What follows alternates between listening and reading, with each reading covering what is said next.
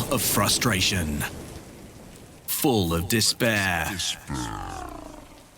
From years of hurt, disappointment, and relegation. Two British football fans have had enough. Canary bird Elliot Holman and Wanderer Henry Hewitt are in search of glory, pride, passion, in search of silverware. And they found Major League Soccer. This episode of the MLS UK show is dedicated to Orlando City goalkeeper Pedro Jalese, because in the infamous words of the commentator on Saturday night, it hit him in the penis. Hi, we wish him a speedy recovery and hope he's all well. Welcome to another episode of the MLS UK show. I'm Elliot Holman. And I'm Henry Hewitt. How are you? How's things? I want to talk about Atlanta United in quite a lot of depth. Oh, well, I'm a lot better than Jalese, I've got to say. But no, what a game it was, Atlanta. I was nervous for a little bit. Obviously, I gave you a bit of stick last week on stoppage time because Orlando lost to the team at the bottom of the league. Atlanta nearly lost to the team at the bottom of the league. Managed to pull off a 3-3 draw in the end. So, hey, we're now on the same points again, where I'll be honest with you, I think for most of the season, we're going to be about the same points. And down to 10 men, I believe. Yeah, well, we'll talk about this a bit later on. Dom Dwyer made an incredible, 2-minute cameo in the game? But hey, we didn't need him in the end. We were actually better with 10 men. But one of the highlights of my weekend was the Atlanta Twitter, where it said substitution, Dom Dwyer, and then their next tweet, red card, Dom Dwyer. Yeah, he's had quite the cameo, hasn't he? Quite the season so far. Lots to talk about with Dom Dwyer. Lots to talk about in the league, actually, and we will do later on in the show. We've also got today a brand new game. Involves me and my headphones, I believe. Yeah, you're going to be playing a new game called Read My Lips. Interesting. And we've also got part 2 of Poppy's kit reviews. It's the Eastern Conference this time, so we'll find out what she thinks of Orlando's kit, Atlanta's kit, and we'll see what has been her favourite kit of the year and her least favourite. Orlando's, I imagine. Well, we'll have to wait and see. And we're going to be looking ahead to a depleted fixture list this weekend as well. But first, as always, I think it's time for the game with a change in name. Yes, so this is a player who's played in the UK and in MLS. I'm going to give you their career path. It's not a very long one. And you've got to guess who it is, okay? Okay. Now, they started their career in 2001 with Chicago Fire Premier. Now, that's Chicago Fire's under-23s team. And they then made 2 appearances for Southall in the London Borough of Ealing.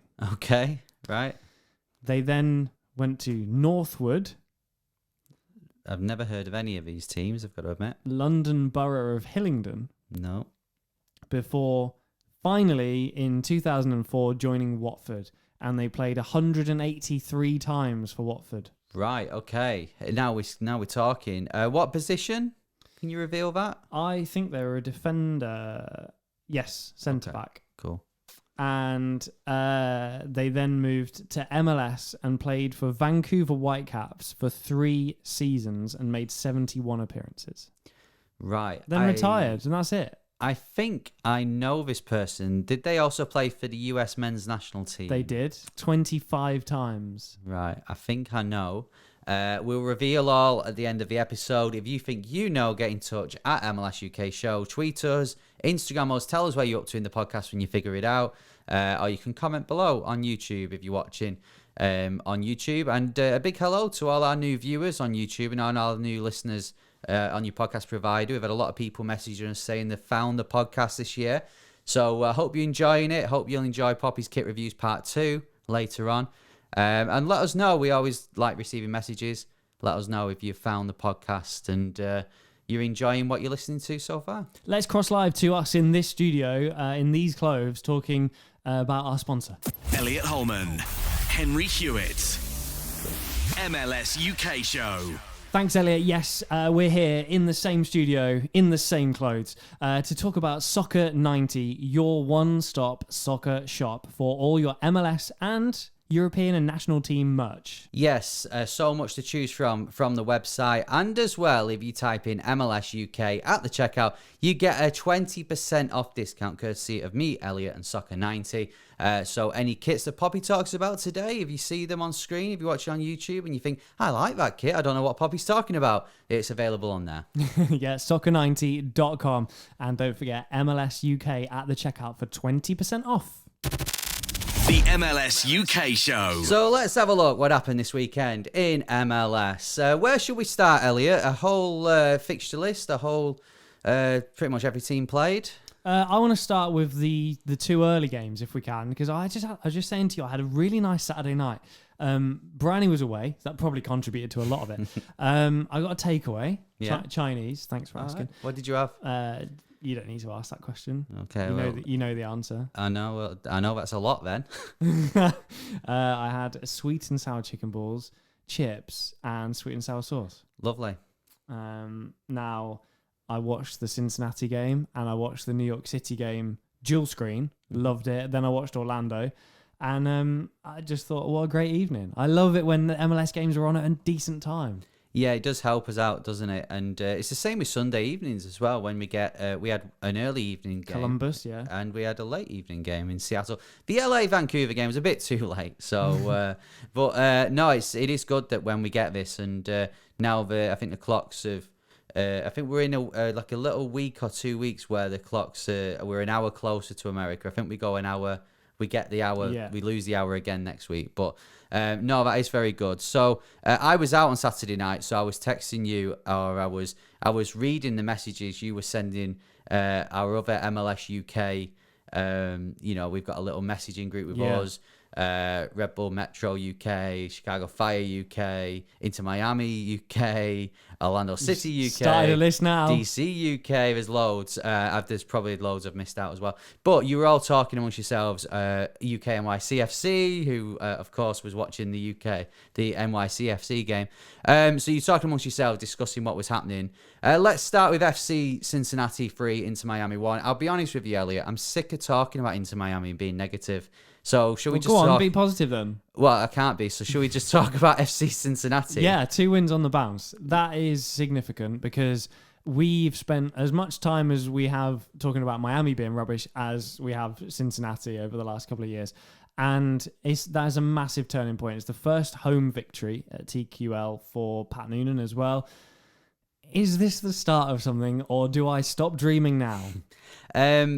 I would say stop dreaming now. It's baby steps. Although I've got to say, 24th of June, that was when they'd got to their second victory last season. Yeah. So they're significantly doing better this time around. Obviously beat Orlando last week. So suddenly they've gone from us going in the last episode saying, it's FC Cincinnati, where do we start? What happens there? They're now just outside the playoffs. And I know there's only 4 games gone, but it is baby steps. They've got the players there, and this is what we've said. They have got a few really good players. You look at the guys who scored the goal, Matrita, Vazquez, Acosta missed the penalty. They've got good players, and it's all about fitting them in and playing right, and they have done in the last 2 games. And Vazquez, where's this come from? Because 2 back-to-back goals, also got an assist, drew the penalty as well. The guy's on fire. He is, yeah. There's going off the weekend, you'd be shocked if you're new to MLS and you watch that game. You would be shocked knowing that FC Cincinnati had gone 16 games without a win before the Orlando one. I've got to say though, I watched the highlights back, and I did feel for Acosta. I know he missed a penalty, but it showed on screen. It showed his kids watching him, and they just took him off straight after. He literally walked off the pitch. Just his kids. Oh, his kids are here watching it. Oh, he's missed, and now he's been dragged off. But no, good win for Cincinnati. Miami are joint bottom in Montreal. There's big changes needs happening there. So with us, we've said as much as we can about it. But of course, they're getting Messi soon. Of course, and Ronaldo.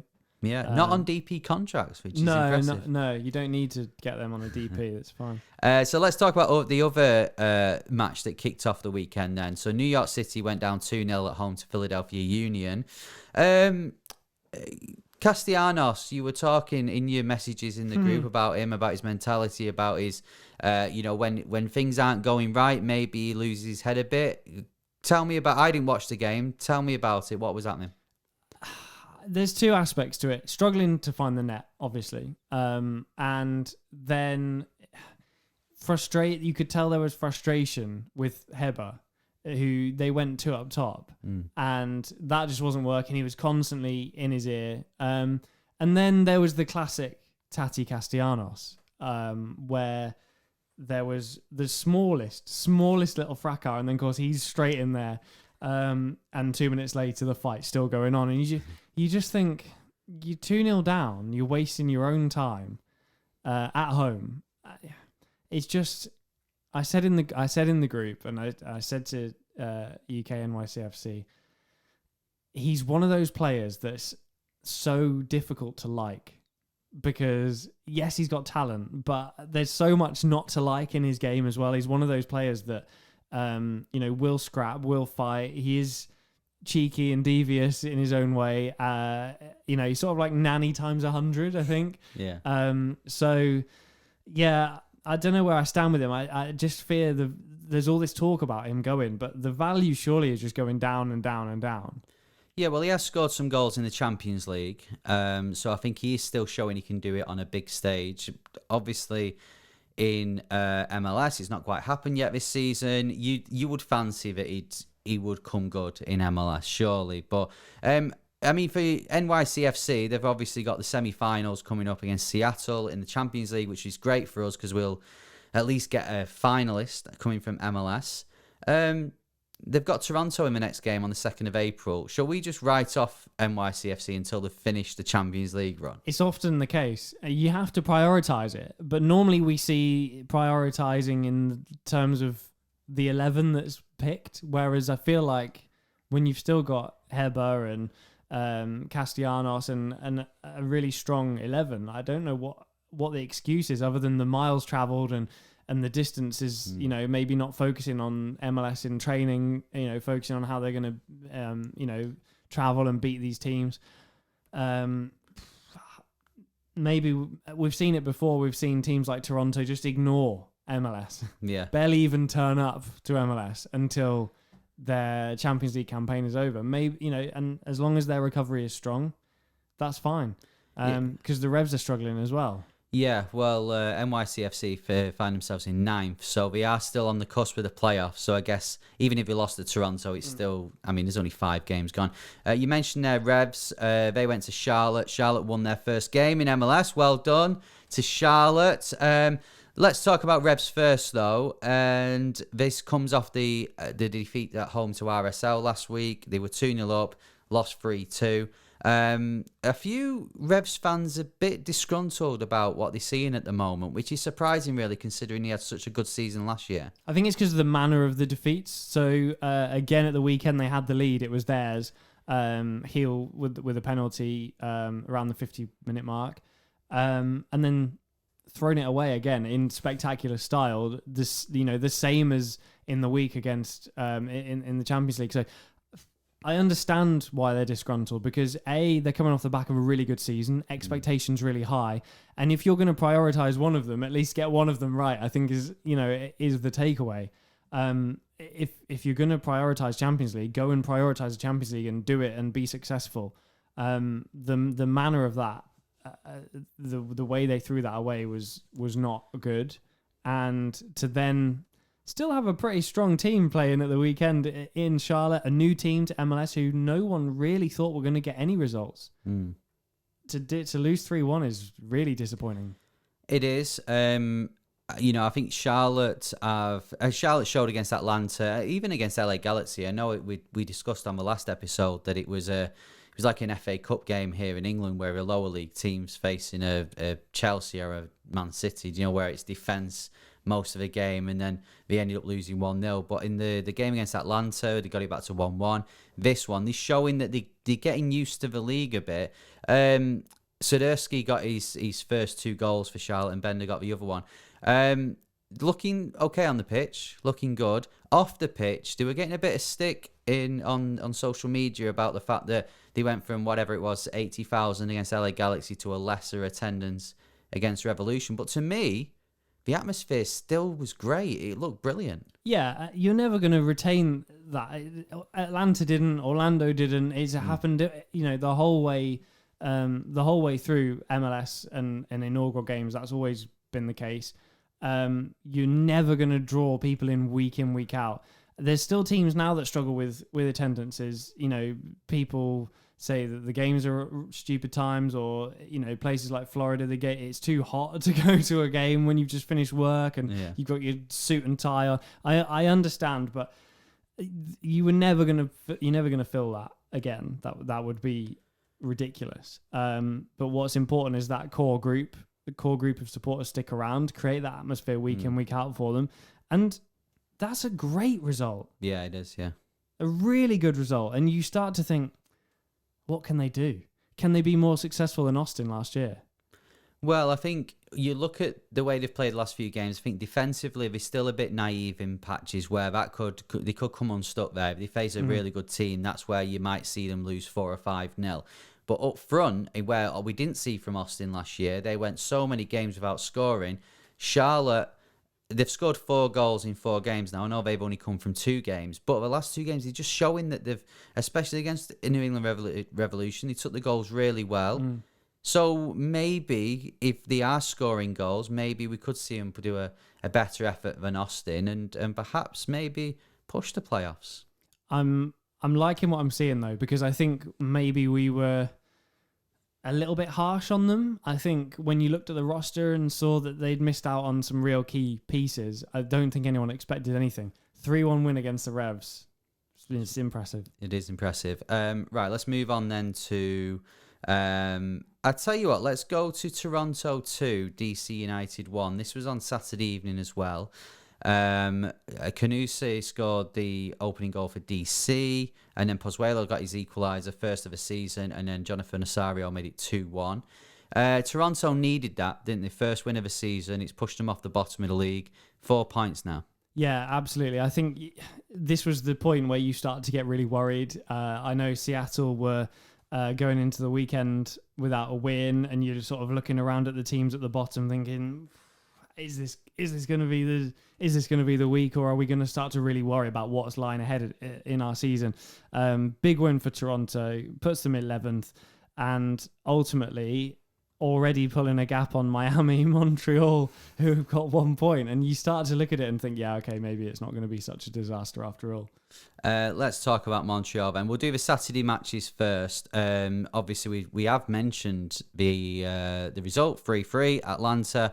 I mean, this game was madness. You text me when Josef Martinez scored, and you were saying, the commentators saying like, he's going to get MVP and stuff, and overreaction. We thought that might be the talking point. That was not the talking point. No. By half-time, Atlanta were 3-1 down. It came back to equalise in the end.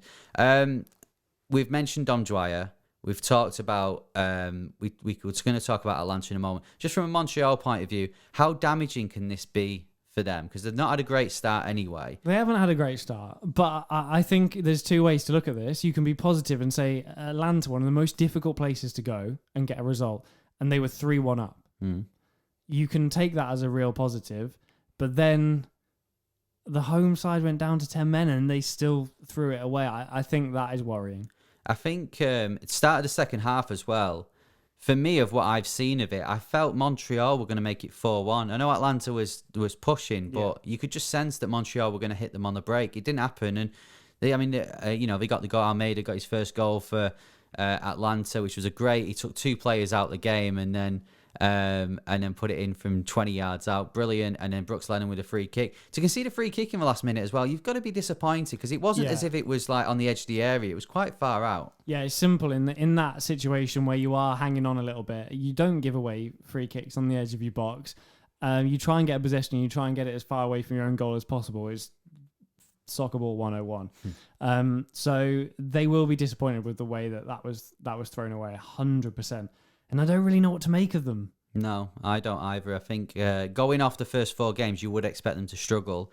going off the fact that they couldn't keep that lead in the end, you would expect them to struggle. So we have said there's a load of teams that we thought would struggle. As it turns out, they haven't. So we could be wrong. They could win the next couple of games and make us look stupid again. Right, sticking with Saturday evening then, we spoke about Atlanta. Let's talk about Orlando. And Facundo Torres got his first goal for the club. Came from nowhere. Absolutely nowhere. I don't mind admitting I missed the goal. We started awfully. Yeah. LA started really well, actually. I think is more a fairer comment. Had all the possession. I remember messaging the group saying, we've just got out of our own half, and it was the 7th minute. Well, you scored him a 9th. Yeah, so. and the game was. I was thinking this is not going well. We weren't playing badly. You could just tell that we were the away side and we were just riding in the storm a little bit. And then all of a sudden, I picked my phone up, and then I must have just gone on like Twitter or something just to probably tweet about how bad we were. And all of a sudden, goal. I was like, how's that happened? It was nowhere near the goal 2 seconds ago. And really nice to see Kara with the assist as well. So linking up with Torres. It's a nice goal. And they hung on, which I was really surprised by. There was no way that was finishing 1-0 after that in my eyes. From what I'd seen in the opening 12 minutes, there was no way that finished 1-0. But fair play. Yeah, well, you've said on previous episodes that the defence is... the whole team you've kind of got questions about. If you look at the top of the formation, you've seen Torres, you've seen Pato, they've both scored. Are you feeling a bit better now about Orlando's chances? I just feel like we weren't playing to their strengths before, and probably still didn't at the weekend, because you don't go to LA Galaxy away and play your way. You play how you need to play. So I think at home we need to be on the front foot. I think when you've got those players, we've also got the pace of Michel on the bench, who on the right wing. We've got to take the game to teams. There's teams in MLS with defenses so bad, and we all know this. And deep down, if it's your team, you'll hold your hand up. Atlanta's one of them. We saw the way that penalty they conceded, by the way, the other day. If Juan had got in there, you don't catch him. No. There's no way. So we need to be on the front foot, and we need to cause teams problems, because we can cause really big problems with that attack. So I'm interested to see how they play at home. I want to see a bit more of an attacking style. With a bit of thought in the final third. I think in the last home game, it was just sort of throw it forward and see what happens. Yeah. So Galaxy have stalled a little bit. They won the first 2. They've now lost away at Seattle and at home to Orlando. Galaxy it's a weird one, because you look at how they've played in the matches, and they went to Charlotte, which was a tough game, and won. They beat reigning MLS Cup holders. Yeah. New York City FC in the first game. So they have had a tough start. 6 points from 4. Is that kind of what we expect from them? I think you have to win that home game against Orlando if you're going to be challenging 4th and above. I look at the standings now, see them in 7th and think, LA Galaxy 7th. It's almost standard, isn't it? Yeah. So interested to keep an eye on them and see, because certainly the roster's there and the roster's good, and they did play really well in spells. So I'm interested to see how they can progress, because it's going to go one of 2 ways, and I'm surprised that they lost that game. Yeah, me too. Chicago Fire, they've surprised me this year.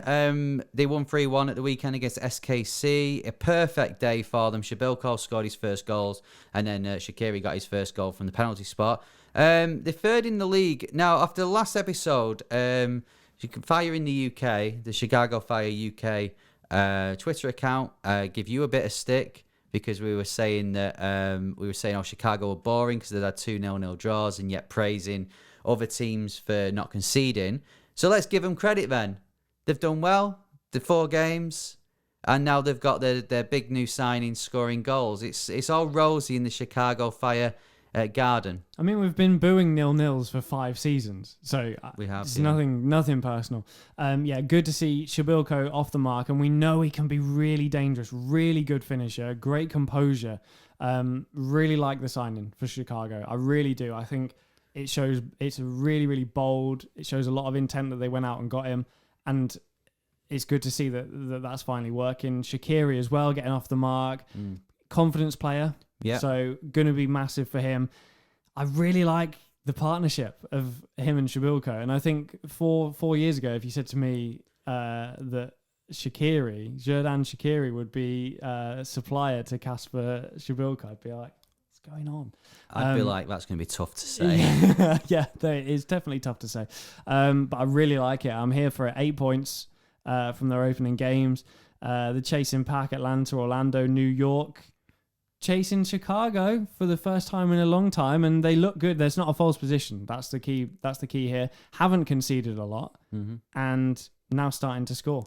Yeah, and I mean, beating SKC is no mean feat. It's very good, and these are I think the type of games Chicago have played so far this season. They're the games that you need to get positive results in those type of games. It's not really how you do against the likes of I don't know, the teams at the very, very top. It's how you're going to do against the teams in and around you, and that's going to push you to maybe fourth, third. So credit to them. That's a very good start. Minnesota 1, San Jose 0. Amarilla has scored the winning goal in the last 2 games now. The big signing for Minnesota, and he's had a good start. Yeah, and they're up there ahead of LA, ahead of Colorado, ahead of Dallas, free scoring Dallas. And so really good start for Minnesota, 2 points per game, which is impressive. That's what you want to see. Yeah, San Jose joint bottom though with Vancouver. I decided not to mention that bit. No. So speaking of Dallas, Jesus Ferreira scored Dallas's quickest hat trick ever in their history. Was it? Yeah. So it was between 26 and 36 minutes he scored to make it 3-0. A fact for you though, I found out about Portland. Did you know that Portland have never had a player score a hat trick in MLS? Really? The amount of players, you think Blanco, Valeri, they've never had a hat trick in MLS. Wow. Yeah. Great start. So Jesus Ferreira now, I don't know, I didn't check Dallas, but I'm assuming they have, and they definitely have now. He scored 8 last season, and he's already close to halfway there. So it's just a feel-good atmosphere around Dallas at the moment. It was a sellout, and at the weekend, the crowd were... it helps when you're winning 4-1, but the crowd seemed energetic, and also Paul Arriola got his first goal from as well. Well, it's similar to Orlando. They went and spent their money. And I think that's, if you're going to lose players, you have to replace them, and you have to replace them well. Dallas, there's no doubt that Dallas and their scouting is top notch. We know this already.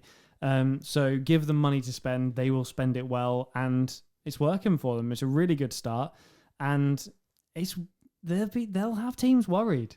When you've got Dallas sitting in 5th, and you look down and there's Portland, Seattle, SKC, all outside of the playoffs, Dallas will have teams worried. Yeah, they will. And you look at the home form already. I mean, home form is vital in MLS, and if you can win your home games, you're halfway there to having a good season, and that's what they've had so far. Moving to Colorado, Houston 1, Colorado 1. Both teams have had okay starts. Colorado in 6th, Houston in 8th. Colorado have beaten Atlanta and SKC, so they'll be happy with that. I think we were worried about these teams, weren't we? We were worried about Colorado, how they'd react to an excellent season last year. Houston, we're always worried about, even though they have, they have made 1 or 2 impressive signings. So 1-1, I think fair result in this. Although if I was the Colorado keeper, bro, I wouldn't want to see Houston's goal again. 90th minute, a bad kick out, and he was through on goal. But overall, I think okay starts for both. I would probably give them both a C, in grade. Sort of, a pass. You're doing all right. The caveat to that is Houston have played 3 home games. True, but we didn't expect much from them. That is definitely very true.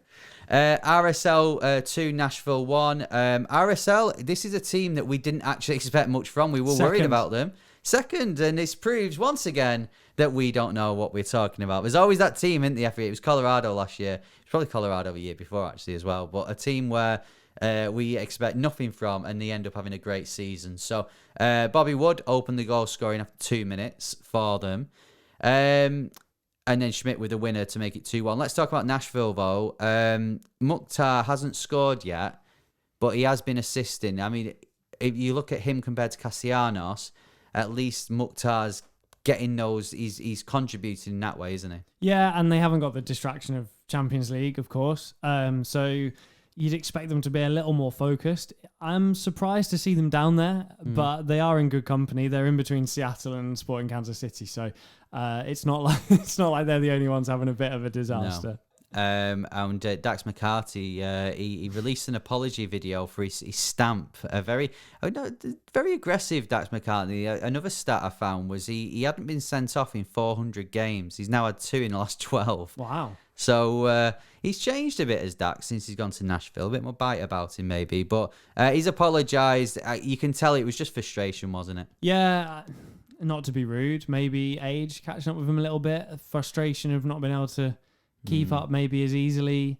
It's more common than you'd think that players get frustrated because they're not where they used to be.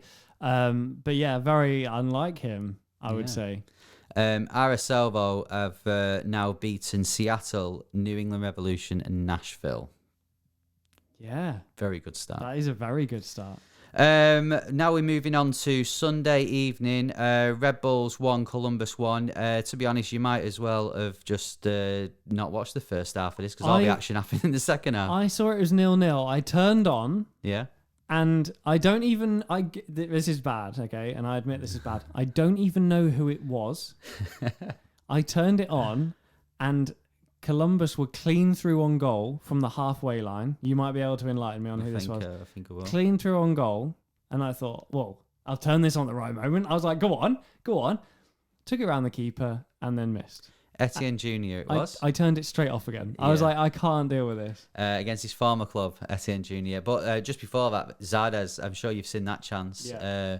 Where I don't know what he was trying. I saw a lot of tweets about that, which is what made me put the game on. Yeah. Zardes, we mentioned on our last stoppage time episode that Columbus are trying to offload him. Well, missing chances like he missed. You can tell why.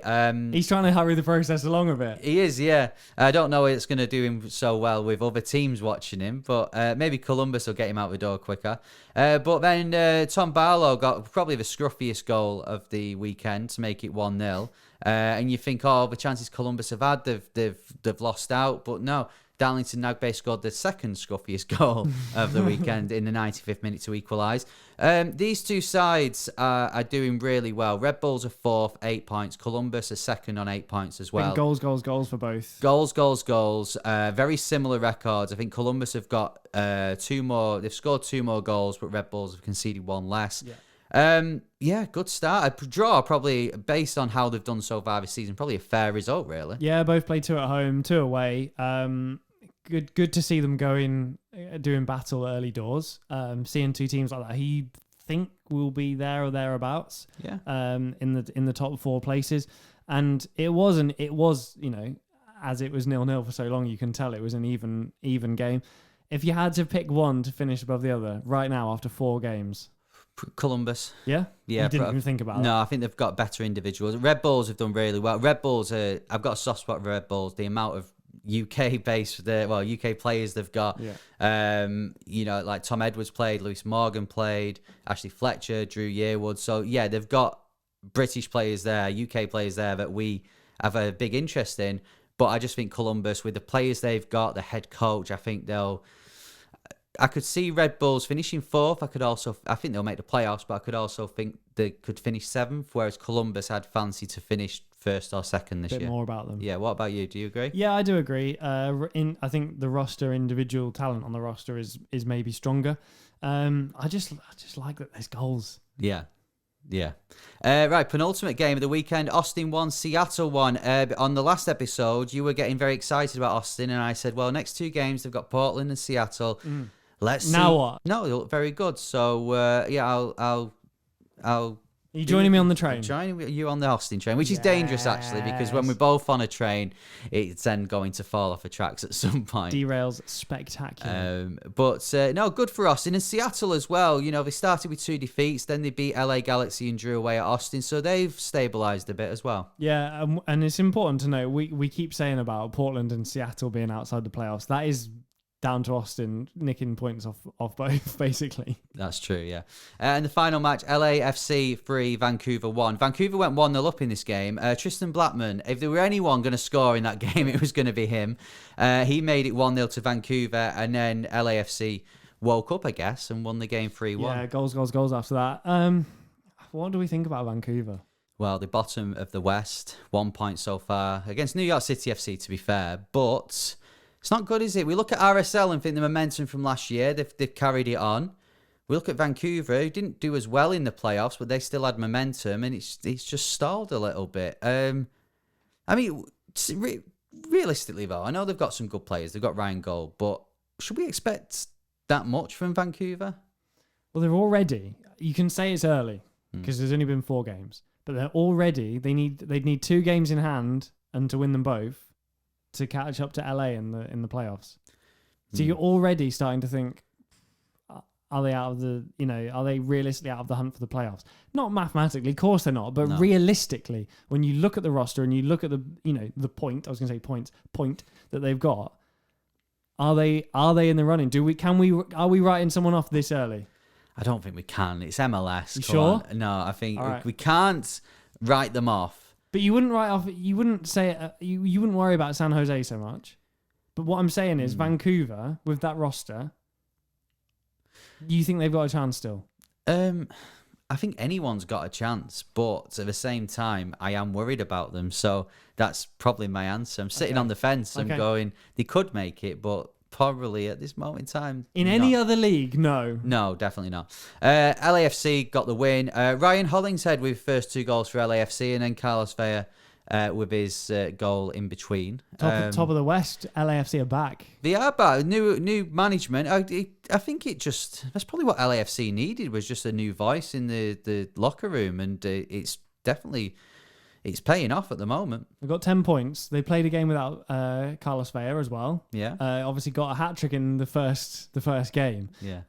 So realistically, could be potential. I'm trying to push you here. Supporter Shield winners, maybe. So did I predict them for Supporter Shield or MLS? I think I said New England Revolution, but I predicted them for Supporter Shield. So I'm happy. Keep on going, LAFC. Okay. Keep proving me right.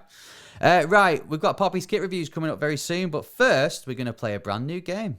MLS UK Show with Elliot Holman and Henry Hewitt. So, episode 3 and a third different game that I've brought to the show. This one is called Read My Lips. Right, okay. Now, I've seen you play this on your radio show. It's a completely original idea, which I've never done before on any audio broadcast. I don't know what you're talking about. So I kind of have an idea of how this goes. So explain to everyone, what's the premise of the game? So Henry's headphones have been unplugged from our main podcast output, so he's not hearing my voice now other than what you can hear in the room. Yeah. And instead, he's hearing. What are you listening to? Well, I've got the commentary from when Martinez scored against Orlando. Do you know where you put half your team on their backs? No, I've actually got the MLS anthem that I'm going to be listening to. Hans Zimmer. Love it. So Henry's going to be listening to that, blaring through his headphones. He's not going to be able to hear what I'm saying. I'm going to ask him some questions, and he has to read my lips and try and work out what I'm saying, and then give an accurate answer. Right, okay. I'm assuming, just to help me out a little bit, that these are MLS related. They are, but not every answer has to be MLS related. Got you. Okay, so my parts will be MLS related, but it will work if you say anything. Right, okay. Okay, Right, you tell me when to press play on this. You press play on that, and then we'll check whether you can hear. Okay, can you hear me? I can. Let me turn it up. Cheating already, look. Go on, talk. Can you hear what I'm saying now? I can't hear you now. This is the best the podcast has ever sounded. Okay, if you can hear me, say Bolton Wanderers are terrible at football. No, he's not got a clue. Okay, are you ready for question 1? Here we go. I can hear the MLS theme in the background. Who do you support? Something at a ball at the end. What do I think of the MLS ball? It's quite nice, I guess. Yeah, good. Question 2. What do you think of Atlanta? Something Atlanta. What do I think of Atlanta? So loud. Atlanta are the best team in MLS. Great fans. Question 3. Who will be top scorer this year? I don't have a clue what you just... I can't even read that on your lips. That's how he gets more northern when he can't hear. I'm gonna just have a guess and say anything. Bruce Arena. Okay. Question 4. If you could fill the Mercedes-Benz Stadium with anything, what would it be? Did you say stadium? If you could fill the the Mercedes-Benz Stadium with anything, what would it be? I still think you said stadium. I'm going to say, what's the best stadium? Apart from Atlanta, maybe? Seattle. Would it fit? I don't know if it would fit. If Bolton Wanderers could sign anyone, who would it be? I'm rubbish at this game. Again, I'm going to have to guess. Just say anything. Carlos Vela. Good, it's good. When I say Dom Dwyer, what do you think of? I can't read lips. Matt Turner. Name somebody who could do a better job than any of the Cincinnati managers. He said name somebody, I think. Don Garber. Get Don in charge of Cincy. He'll sort them out. Do you know what's funny about that is that I don't have a clue about any of those questions until I edit the podcast later. I'm not going to know anything that you've said. Hopefully it was entertaining, but honestly, I couldn't read any. For lips. context, the reason that I wanted to play this game was because I played it on my radio show the other day, and I was the person who had the headphones on. And the question I was asked, but didn't know I was being asked, was if you could eat one thing for the rest of your life, what would it be? And I just named one of the Little Mix girls because I did. Well, I guess you'd done what I did. You just assume, well, you work on a radio show that plays that music. It could be one of the answers. It wasn't. You didn't ask me that question, and I said Don Garber. Was it? Let's not go there. Right, it's now time for let's face it, what most of you have been watching or listening to the podcast for. It's part 2 of Poppy's Kit Reviews 2022. If you remember on the last episode, by the way, if you've not heard it, part 1 on the last episode, I'd probably go back to that and listen to the reviews on there, because she will be choosing her overall worst and best kits at the end of this one, so it makes sense. Remember, she didn't like the Portland Timbers Rose shirt, which we were surprised about, and she said that the LA Galaxy collar looks like an all-inclusive wristband. So we'll see what she thinks of these kits. Now, we're going to do the Eastern Conference, and as I said last time, I will say who it is. I'll try and explain the kits for anyone who isn't watching on YouTube. If you are watching on YouTube, it'll come up on your screen, but if you're not, I'll try and explain them as best I can. So the first kit of part 2 of Poppy's Kit Reviews is Atlanta United's away jersey. Now, this is it's a kind of a dark greeny blue, maybe tealy kind of colour. I mean, they're going on the mint theme, I guess, that a lot of clubs are doing, and it's got like patterns on it. It's kind of square, sort of triangle patterns. Is that how you do? Yeah, it's similar to the LAFC pattern, isn't it? Yeah. So she thought that was very Art Deco. What would she think about this kit? Oh my god, I love that. That's so cool. That's like when they make ice in a cartoon. Ice in a cartoon. She's only being nice because it's Atlanta. You know, she never says anything nice about Atlanta. So maybe because I've actually put a ring on it and got married to her, maybe she's being more complimentary towards Atlanta. Right, continuing in the East End, the next kit is Charlotte FC. So we've got the home jersey and the away jersey for Charlotte to look at. Yeah. So the first one is the home jersey. This is a very sort of loud blue colour, light blue, would you say? Yep. With white sleeves. Let's see what she thought about this one. Congrats on being a brand new team. Next year, if you want to come to me for advice, I will happily talk you through it, because that is atrocious. It's not for me. I do like the little collar and the sleeve cuffs, but that's the only thing I like. She ended on a positive, I guess. Wow. So let's move to the away kit then, because this has been quite a lot. Beautiful. Yeah, a lot of people saying they like this one. This has got a funky collar as well, kind of the swishy sort of. How would you describe that? It's quite wristband as well, isn't it? It is very wristbandy, but it's kind of like I don't know, curved lines, I guess, going across it. And this is what Poppy pointed out on the kit. Here's what she had to say. Love the away shirt. Why didn't they pick that as their home kit? I love the black and the mint. It's just lovely.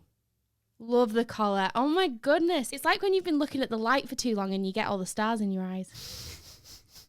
You know the squiggly lines that you get, yeah. So that's what it reminded of her. But she's more complimentary about the away shirt than the home shirt. So Charlotte fans, if you are looking for a shirt this year, I want to take Poppy's advice. Go for the away shirt. Next is Chicago. She won't like this. Too plain. Well, she said about the Colorado one she didn't really like it, and this Chicago one, it's not got a sponsor on it. It's navy blue with red Adidas trims on the top, the lines on the top. Here's what she said about this one. Okay, so picture this. You see Mario Kart and you want a little boost. Phew! That's the design in the background. It's like arrows going far up to the head. So she's looked at that and thought, well, that's like the, I don't know, the go faster sort of, the pad that you go over on Super Mario. What a woman.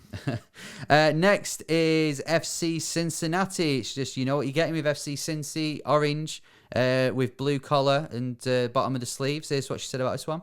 Orange is my favourite colour. I love a complementary colour. Look at that orange and blue. Oh, it's a dream. Wow. She likes that. Maybe because they've won the last two, she's appreciating Cincinnati a bit more. Right, Columbus Crew is next. As we know, this is her favourite team. She loves the kit. She loves the yellow and the black together. They're the Buzzy Bees. The Buzzy Bees. According to Poppy. So this year, it's... Now, if you remember last time on the show, in part one, she talked about Nashville's kit. And she said about the shade of yellow, she said it was quite boring. She didn't really like it. She just didn't appreciate... She likes a lighter yellow rather than the bit darker yellow. So Columbus have gone for a similar kind of yellow. How does she feel about her favourite team now? Columbus Crew! Oh no, what have you done? What an awful colour yellow.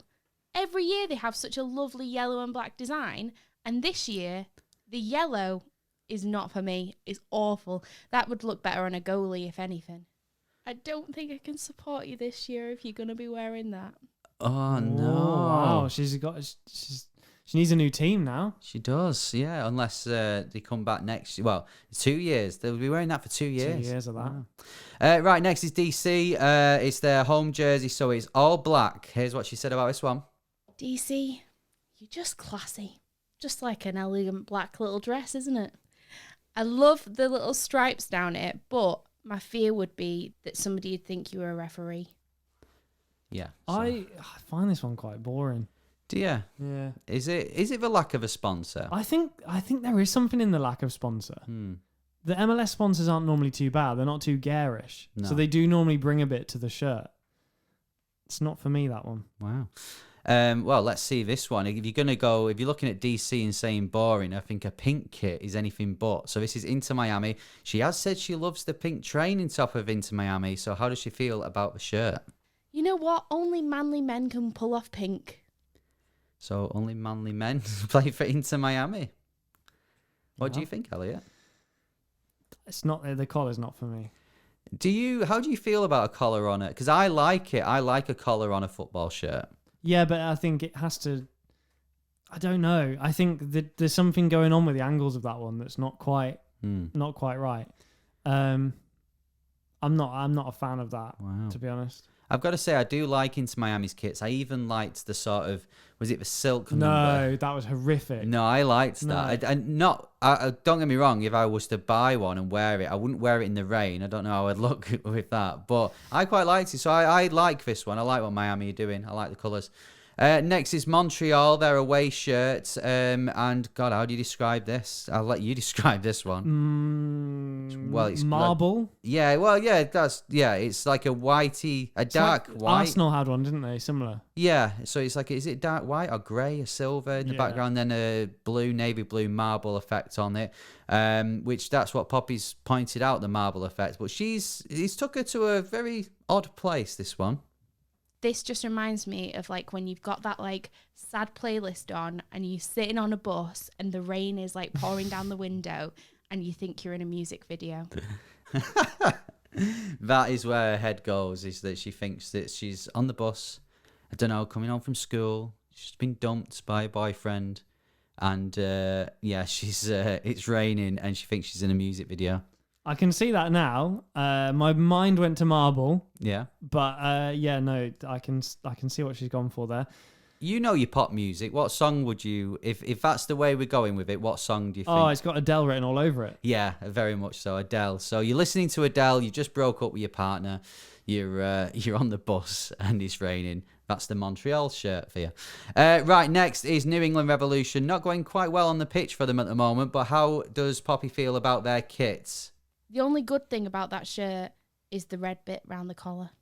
Ooh, because it's all dark blue, isn't it? All I'm not navy sure blue. about the pattern in the background. That's doing nothing for me. Yeah, well, it's kind of squares. After we recorded, Poppy said that the sort of squares in the background reminded her of, I don't know, like a carpet sort of design, but like An office carpet. An office, yeah. But the red, I like what she says. The red collar, I do agree. But I like the red on the blue.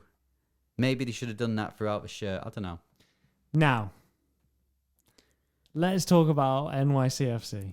This is a very interesting kit. It's their away kit, and our friends, the Cooligans, were involved in this one. They got a sneak peek before it got released. They didn't design it, did they? They didn't know. So Thank you're God for not that. you're not a fan of it, are you? No.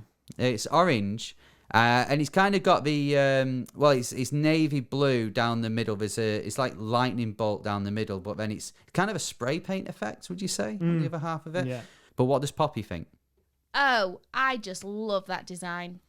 Love the little fade into the blue. Oh, that's speaking words to me. She ironically You need to wear more orange. I do, but ironically she ran out of words at the end of that because she just seemed to tail off and go, yeah, speaking words to me. Do I want to Google the shirt sponsor, which is Dude Wipes? Yeah, you've got Etihad on the front, obviously an airline. Big brand, and then Dude Wipes on the sleeve. What are Dude? I really don't want to. I'm not going to want to know, am I? I think we can all imagine what they might be. Oh, okay. No, it's not what we thought. It's actually for the toilet, rather than All right, okay. Yeah, still, if you want to send us some Dude Wipes, guys. Hashtag spawn. Swipe up for a discount code. Right, moving on to their New York rivals and New York Red Bull. So this is the... Is this a Max Verstappen tribute? Well, it could be, because it is like a checkered flag, isn't it, on racing? But it's a lighter shade of red and a darker shade of red. You may be able to see, but this clip is about 2 seconds long, which tells you when it's a short one, it's never really a positive response. Boring. Boring. So she doesn't like that. But I think she's been harsh by saying boring on that one. I think it's got a bit to it. When you look at like Colorado, and we've looked at DC and those plain shirts, they're boring. She's confusing boring with just awful. Okay, right. It's not boring. It's not good. So you're not a fan? I don't mind it. No. Well, next is Orlando City then. Here it is. Beautiful. You had this shirt on in the last episode. So if you haven't seen it, I mean, go back and watch the last episode, of course. But if you still haven't seen it, then go on, explain this. It's like a sunset strip, isn't it? It's supposed to be a tribute to the Florida sunrise and sunset. So purple at the bottom, then it fades into like a gradient into orange and then yellow sort of stripes into the white at the top. Now, when I saw previews and they only showed little bits, and I saw that it was yellow stripes on a white shirt, I thought, no. But now I've seen the whole design. I love it. You love it, right? Well, we know how much Poppy loves Orlando's home shirt, and she loves the colour purple. How would she react to this? Come on, Poppy. You wouldn't upset me. Orlando, you have the best colours out of everybody, and you've done that. No. Stick to what they were good at. No. Stick to the purple and the white. No. But why? No. Why fade to the orange and the yellow? You know what? If they'd have just stuck to the orange, at least they're complementary. But the yellow. No. Sunset. Oh, give me a break. No, you're wrong. You're wrong, Poppy. You're wrong. It's beautiful. Genuinely. It's a work of art. She was really upset about this one because she does rate Orlando. Annoyingly for me, she does rate your shirts. It's a work of art. Well, not according to Poppy, and she knows. She's got terrible taste, though. Moving on. Philadelphia. Nope, next. No, she does end on a slight positive on this one, but again, I think she was going through a negative stage. I don't blame him. This is awful. I like the design. I just don't like the colours. I think it's quite cool that there's just one stripe of colour. I think if they got rid of the gold down the stripe and just kept the gold on the sleeves and the collar. But you know what? A single stripe, that's new. That's new, apparently.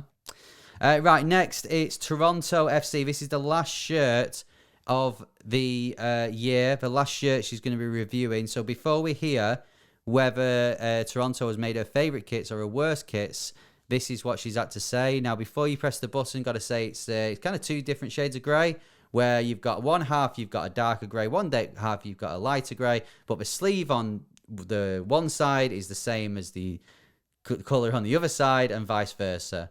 Here's what she's got to say. Is it like a 2 Shades of Grey, like a prequel to the film? Here she is. Good one. They've sewn the sleeves on the wrong way around. Yeah, so she's not a fan because she feels that the shade of grey on the sleeve should match that half. I agree completely. They wore it at the weekend, actually, Toronto, didn't they? In their 2-1 win against DC, so it's a winning kit, despite what Poppy thinks. So there we go. There's every team on Poppy's Kit Reviews 2020. So now it's time to find out what her best kit is. But first, we're going to find out which her worst kit is. Do you want to have a guess? It's going to be Orlando just to annoy me. Well, let's see. So my least favourite kit this year, special mention to Orlando for their sunset kit. Sort it out for next year, please. Come on. But my least favourite kit this year has to go to Portland Timbers. You've turned your shirt into a dirty makeup wipe. Shame on you. Wow. You know what? We had quite a few comments after part 1 saying that they agreed with Poppy. It's not as popular as what we thought. I thought she'd love it. I thought she'd love it. I thought everyone loves it, but apparently not, no.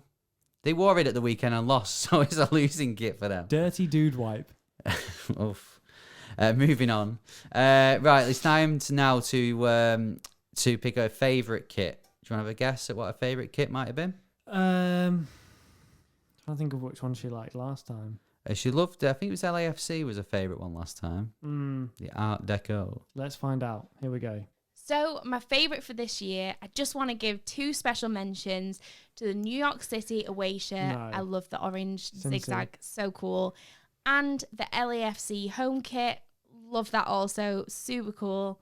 But my favourite of this year has to be Atlanta. And that is no bias, because I have never liked an Atlanta shirt yet. Even you don't think that's the best kit there. No, but it's a good kit. It's one of Atlanta's best kits, I think. They've had. Not hard. Do you agree with Poppy? No. Let us know. No. At MLS UK Show. Tell us what your favourite kit and what the worst kits have been of 2022. No. Don't forget, you can get the kits if you agree with Poppy or if you don't. No. You can get them on soccer90.com. And if you use the code MLSUK at the checkout, you get 20% off. But You can also put in the code Poppy's wrong. that gets you 0% discount. So yeah, wow. So she loves Atlanta's, hates Orlando. Well, hates Portland's, but kind of Orlando's. Can't disagree with her. Not invited to the wedding anymore. Right, let's have a look at the predictions then for this weekend, because of course it's a depleted fixture list because of internationals. Before we do, let's have a look back at our predictions from last time. Who do you think won, Elliot? You next. Yeah, it's now 2-0 in the care. series. I got Miami 0, LAFC 2. Bang on. The rest were just the correct outcomes. I won 40 points to 30 in the end. So you're 2-0 down already. Don't care. No one cares. So looking ahead to this weekend then, there's only 3 matches in MLS. So remember, we do 10 points for a correct score, 5 points for the correct outcome. So say you choose Atlanta to beat Orlando, but get the score wrong, you still get 5 points. So to make up for the 3 matches, we're going to do 2 extra ones, and these are going to be the first international matches of the weekend. These are on Thursday evening here Friday morning in the UK, Thursday evening in North America. So we've got Mexico versus USA and Costa Rica versus Canada. So Mexico, USA, what do you think that's going to be? USA beat Mexico 10-0. You're just trying to get people to message us going, yeah, Poppy's wrong, that Orlando kit's nice. Yeah. I know what I'm talking about. USA, much better than Mexico, right, guys? Right? So obviously Poppy's wrong about the kits. A serious score prediction? Okay, 1-1. Yeah. USA are missing a few players, so I actually think Mexico. And don't hate me, guys. Oh. I think Mexico will win. I think it'll be 2-0. See, remember who said 10-0. Costa Rica versus Canada. Easy 2-0 win for Canada. I don't think Alfonso Davis is playing in this one. Doesn't matter. Got a good roster. I think 1-1. They'll get a point. Okay, so let's move to MLS matches then. So it's Charlotte versus FC Cincinnati. I'm going to go Charlotte. I'm going to go 2-1 Charlotte. 2-1 Charlotte. I'm going to say a draw, this one, 1-1. Kansas are playing Salt Lake after that. The abbreviations derby. SKCBRSL. 2-2. I think SKC win this one. I think they get the revenge for the playoffs. I think it'll be 2-1. Coming to you first on this one because it's intriguing, I think. Portland at home to Orlando City. The battle of the worst kits. Portland win 2-0. Of course they do. 1-0 Portland. There are predictions for this week, so only the 5 games, but we'll see if Elliot can actually win in one weekend and claw it back. Thanks very much for watching and listening. We're going to end the show how we always end it, by revealing the player of the game with a changing name. Okay, so this is a player that's played in the UK and in MLS, started their career with the Chicago Fire Premier, and played for Southall, Northwood, both in London, and then moved to Watford, played 183 times. And then Vancouver in 2011 to 2014, 71 appearances and a goal as well. And it was, of course, Jay Demerit. 25 appearances for the US men's national team. I watched a documentary on YouTube about Jay Demerit, so I knew that. I knew he came to the UK and played for some grassroots sides, we'll say, amateur sides. It's worth a watch. If you watch on YouTube, he's very good. So, Jay Demerit. And you said the picture that you found, he actually had hair. He's got hair on his Wikipedia picture, which is weird to see. Well done if you got that right, and thanks for letting us know if you did. If you didn't, we'll just assume that you didn't get it right. Get in touch with us at MLS UK Show, Twitter, Instagram. We love your comments. We love just any messages. If you want to help Elliot out, if you've got a player with a game with a changing name, email him hello@mls.show. If you are listening on your podcast provider, don't forget to give us a rating. You can do it on Spotify now as well. But Elliot, you've already started. Go on, tell us, there's one rule and one rule only. 5 stars only, LA Galaxy style. Yes. LA Galaxy, a good team, apparently. Nice shirt. It looks like an all-inclusive wristband. If you're watching on YouTube, please like, please subscribe, and all of that as well. Yes, we'll be back with a little bonus episode in 7 days' time, and of course, another full ep in 2 weeks. So thank you very much for joining us. I will say that I have been Elliot Holman, and thank you very much for watching. And I'm Henry Hewitt, and I'll end with, see ya!